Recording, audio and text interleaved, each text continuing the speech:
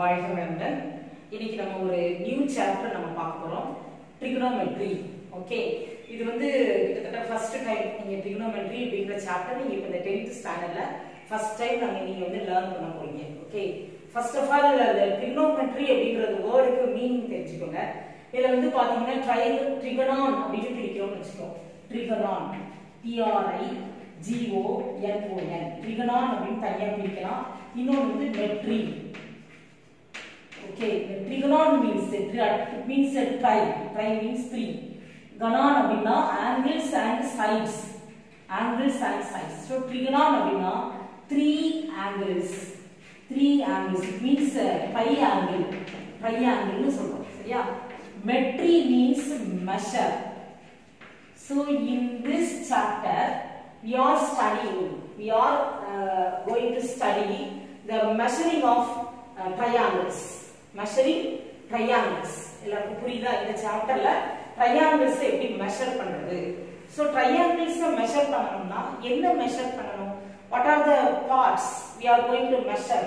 பாத்தீங்கன்னா ஃபர்ஸ்ட் அதுலயே இந்த டாபிக்ல நம்ம பார்க்க போற triangle வந்து பாத்தீங்கன்னா அதிகமா மேக்ஸிமம் அதாவது அதிகமான ப்ராப்ளம்ஸ் மேக்ஸிமம் நம்ம எந்த triangle பத்தி இந்த சாப்டர்ல நம்ம பார்க்க போறோம் அப்படினா right angle triangle.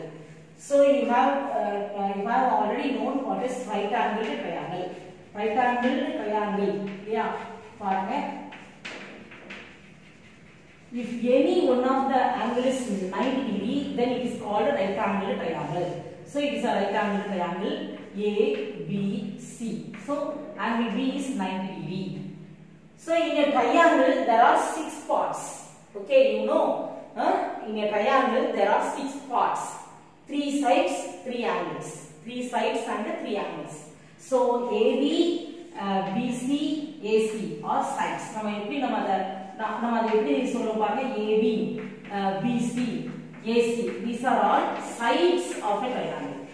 Next angle A, angle B, angle C. இது நம்ம என்ன சொல்றோம்? angles அப்படி சொல்றோம். Angles of a triangle. இதுலயே பாத்தீங்கன்னா angle B is equal to 90 degree. Okay, right. இப்போ நம்ம வந்து இந்த இடத்துல நம்ம ஒரு இந்த ஆங்கிள் நம்ம it is one of the acute angle. இது ஒரு acute angle, இது ஒரு acute angle.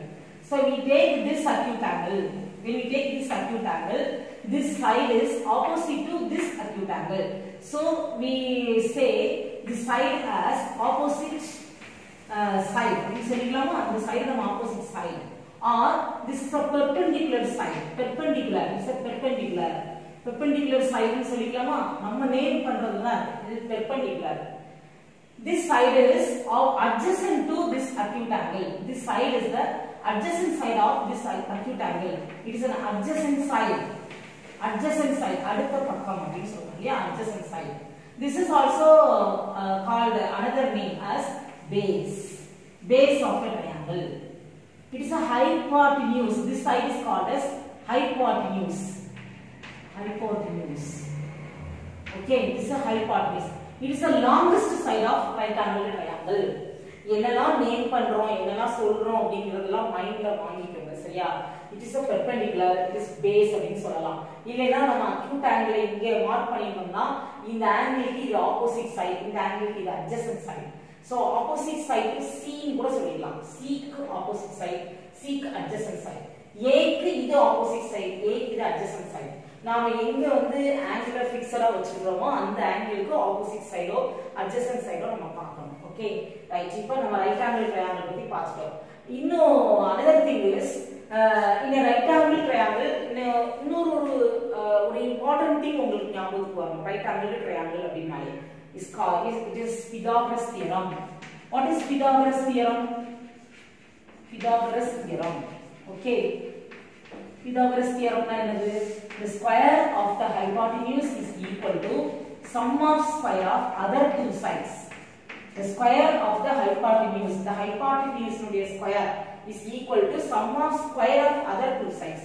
It is Pythagoras theorem. So right angle triangle naale Pythagoras theorem உங்களுக்கு ஞாபகத்துக்கு வரணும். Okay, right. இப்போ வந்து நமக்கு வந்து there are 6 parts in a right angle triangle. பார்த்தோம் இல்லையா? இந்த 6 பார்ட்ஸ்ல ஏதாவது ஒரு 2 பார்ட்ஸ் கொடுத்துட்டு மீதி இருக்கிற பார்ட்ஸை நம்ம கண்டுபிடிக்கணும். அதுக்கு வந்து நமக்கு வந்து 6 ஃபார்முலாஸ் இருக்கு. there are 6 trigonometrical ratios, 6 formulas to find, remaining parts. Remaining parts means when any two parts are given. ஏதாவது ரெண்டு பார்ட்ஸ் நமக்கு கொடுத்திருக்காங்க, மீதி இருக்கிற ரிமைனிங் பார்ட்ஸ் கண்டுபிடிக்கணும். அதுக்காக 6 formulas. There are 6 formulas. 6 trigonometrical ratios. அந்த formulas நாம எப்படி சொல்றோம் அப்படினா trigonometrical ratios அப்படினு சொல்றோம். Trigonometrical ratios. பாருங்க, trigonometrical ratios. There are 6 trigonometrical ratios. இது வந்து ஏன் ரேஷியோஸ்னு சொல்றோம் அப்படினா இந்த சைட்ஸ் தான் நம்ம வந்து என்ன செய்றோம், ஒவ்வொரு ரேஷியோல சொல்லும்போது அதுக்கு ஒரு ஃபார்முலா, அதுக்கு ஒரு நேம் கொடுத்து அந்த ரேஷியோவை நம்ம சொல்றோம். அதனால தான் ரேஷியோ. பாருங்க, நம்ம இப்போ என்ன பண்றோம் பாருங்க. ஃபர்ஸ்ட் வந்து trigonometrical ரேஷியோல ஃபர்ஸ்ட் ஃபார்முலா sin θ. இதோட ஃபுல் ஃபார்ம் வந்து SINE அப்படின்னு சொல்றாங்க. sin θ. நம்ம இங்க θ நீங்க மார்க் பண்ணிருக்கோம் இல்லையா? So sin θ. Sin θ is equal to opposite side by hypotenuse. What is opposite side? Opposite side தான் நம்ம என்ன சொல்றோம், perpendicular. Opposite side is perpendicular. Perpendicular தான் நம்ம என்ன சொல்றோம், opposite side. இந்த இடத்துல நம்ம தீட்டாவுக்கு opposite side is perpendicular. Okay, நம்ம வந்து perpendicular சொல்றதை விட opposite side சொல்றது தான் is best. opposite side ஏனா angle வந்து நம்ம இப்ப இந்த ஆங்கிளுக்கு இத நம்ம opposite side னு சொல்ல வேண்டியிருக்கும். அதனால நம்ம perpendicular னு சொல்றது triangle வந்து நம்ம டைரக்ட்டா பாக்கும்போது it is a perpendicular, it is base அப்படினு சொல்லிக்கலாம். பட் நம்ம இத ஆங்கிளை டிபெண்ட் பண்ணி தான் இந்த சைட்ஸ் எல்லாம் நம்ம சொல்ல போறோம். இந்த சைடு ஆங்கிள் இருந்துனா அந்த ஆங்கிளுக்கு இது ஆப்போசிட் அட்ஜசன்ட் னு சொல்லிக்கலாம்.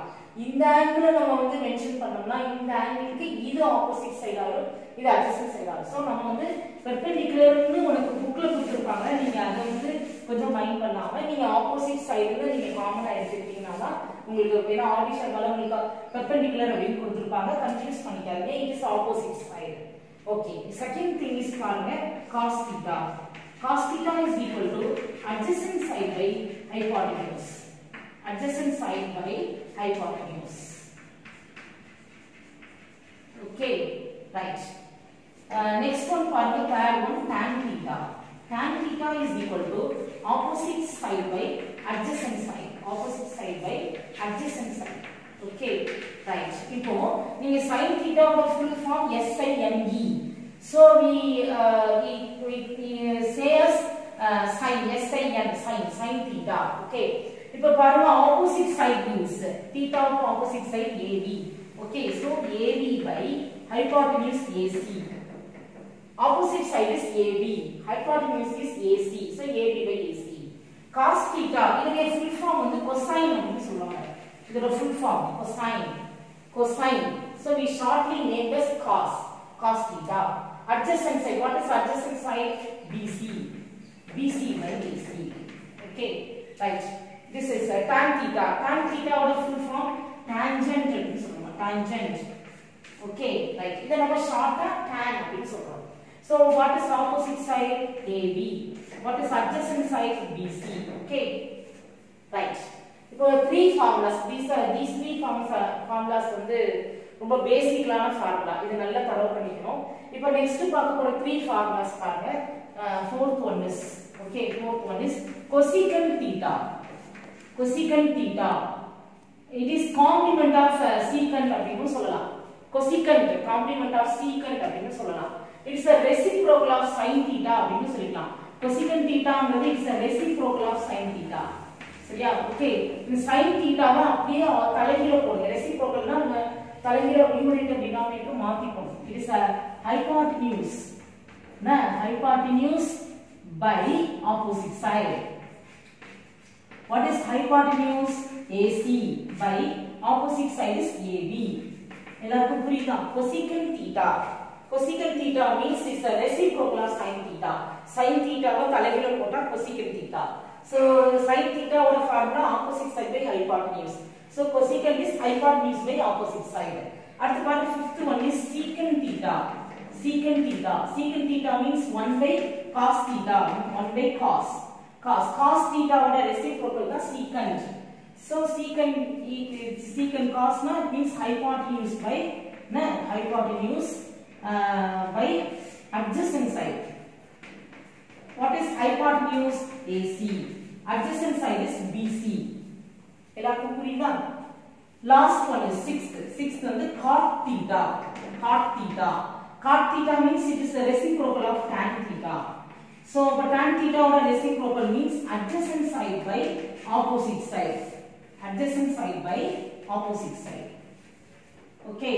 What is adjacent side? BC. Opposite side AB. Okay. So, there are 6 trigonometrical ratios. ஒவ்வொன்றுக்கும் வந்து full form இருக்கு. Full form. இப்போ இதனுடைய full form பாருங்க. இப்போ cosecant அப்படினா this is cosecant. C O S E C A N T is full form. Cosecant. Secant. S E C A N T. Secant. Cot. Cotangent. Cotangent அப்படின்னு சொல்லுவோம். இதெல்லாம் full form.